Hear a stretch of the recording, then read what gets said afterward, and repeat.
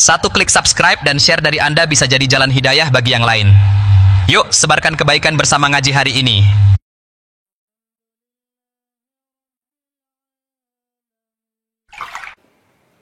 Jelas di sini? Halo, jelas? Belum saya terangkan, bagaimana bisa jelas?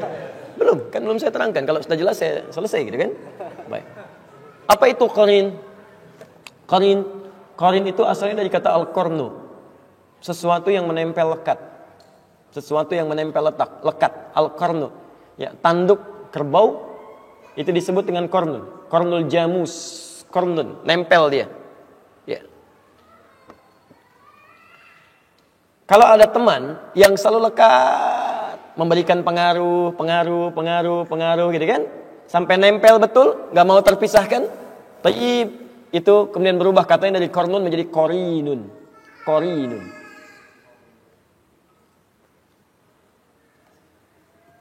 Nah, ada orang-orang yang menjadikan setan sebagai teman dekatnya, dan setan nggak mau berpisah dengan dia. Hati-hati ya. Makanya nanti kenapa setan disebut dengan qarin? Karena setan itu selalu pengen lekat dengan manusia seperti tanduk nempel pada kerbau.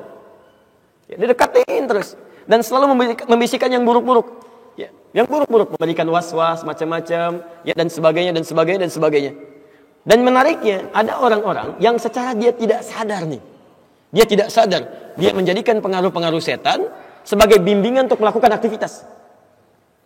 Baik, kalau pada yang nampak jelas haramnya, barangkali itu mudah dihindari. Ya, setan katakan, misal ya, sedang adzan berlangsung, Allahu Akbar, Anda diajak untuk berlaku maksiat, bisa kan? Lakukan ini, Anda bisa mudah tolak itu. Tapi yang tidak mudah untuk dilakukan adalah, awas, ketika dia mulai menggoda masuk pada wilayah agama. Apa diantaranya? Misal, saya berikan beberapa gambaran. Quran, surah ke-18, ayat 103 sampai 104. Posisi paling kiri di pertengahan.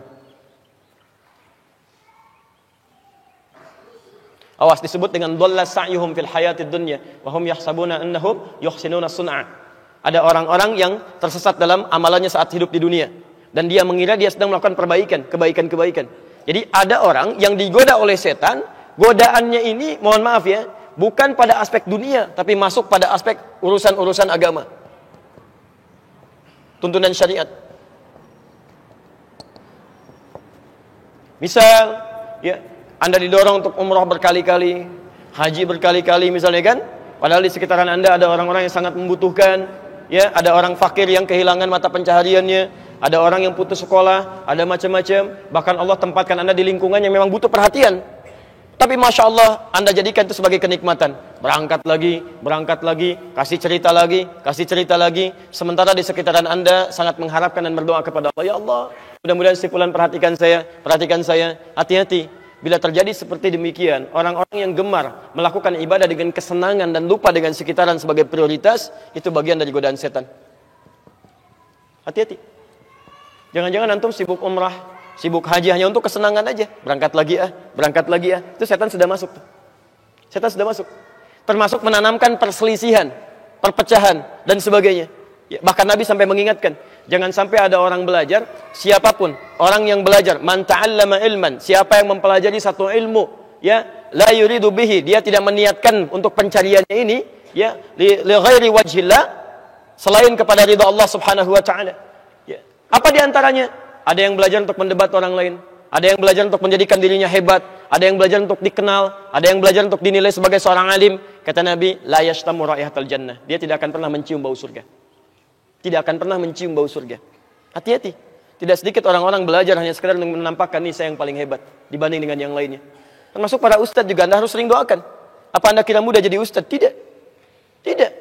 Riaknya mungkin ada di situ. Ingin banyak dikenal dengan jamaahnya, tidak ingin terpisah dengan jamaahnya, tidak ingin kehilangan jamaahnya, tidak ingin kehilangan popularitas. Itu tidak mudah. Makanya Nabi ketika akan berdakwah, yang turun pertama itu ayat dakwah, fikih dakwah dulu. Silakan lihat begitu turun surah Al-Mudaththir itu. Lihat di asbabul wurudnya, asbabul wurud hadisnya, asbabun nuzul ayatnya. Ada di hadis Al-Bukhari, nomor hadis yang keempat posisi paling kanan sampai dengan kiri ke sebelah atas dari Jabir bin Abdullah. ketika turun Quran surah Al-Mudaththir itu.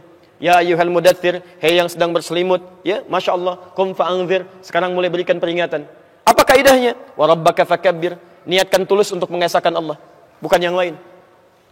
Ini artinya apa? Tidak sedikit orang-orang pendakwah yang ketika dia berdakwah niatnya bukan karena Allah, mungkin karena yang lain. Wa thiyabaka fatahhir, perbaiki penampilan. Wa rujza fahzur, hindarkan kata-kata yang buruk, yang kotor. Ya, betapa banyak orang-orang berdakwah menggunakan kalimat-kalimat kotor. Ada yang jorok, ada yang mengarang ceritanya untuk membuat orang lain tertawa. Tidak sedikit yang menjauhkan dari Allah. Semua agama itu sama, menuju pada Tuhan yang sama. Masya Allah, Nabi berjuang lebih daripada 20 tahun. Berjuang untuk menegakkan kalimat tauhid, untuk membedakan ini Allah, ini bukan, ini yang layak untuk disembah, ini dijauhi. Tiba-tiba datang orang membawa gelar tertentu, ya, menyebut dirinya ustadz, macam-macam, mengatakan semua agama sama. Bahkan ada yang masuk ke tempat ibadah orang lain, mencela saudaranya semuslim, mengatakan ini keindahan Islam. Anda siapa sebetulnya? Ini kan aneh. Ini keindahan Islam, tapi mencela saudaranya di tempat ibadah orang lain. Kurang sehat barangkali orang itu, ya. Terlampau lelah mungkin, ya. Jadi ada yang salah teman-teman, ada yang keliru gitu kan. Makanya coba cek, ya, coba cek. Kalau Anda belajar pada sesuatu yang membuat Anda jauh dari agama, termasuk nanti lihat ayat itu akan turun deh, akan turun ya. Termasuk ada orang yang dikaburkan dalam urusan agama, dia merasa benar padahal banyak salahnya, ya, banyak salahnya. Saya berikan gambaran sederhana ya. Ketika Anda belajar Islam, tapi tidak membuat Anda tenang pada kepribadian Anda, itu ada yang salah di situ. Pasti ada yang salah. Anda belajar Islam tapi semakin jauh dari Allah, nggak tenang atau sibuk mikirin orang lain misalnya, itu pasti ada yang keliru. Ya surga sendiri aja belum jelas, udah mikirin orang lain. Ada yang fatal di situ. Nah, itu yang disebut dengan qarin. Ayo bantu lebih banyak orang mendekatkan diri kepada Allah. Subscribe channel ini dan bagikan ke teman-temanmu sekarang juga.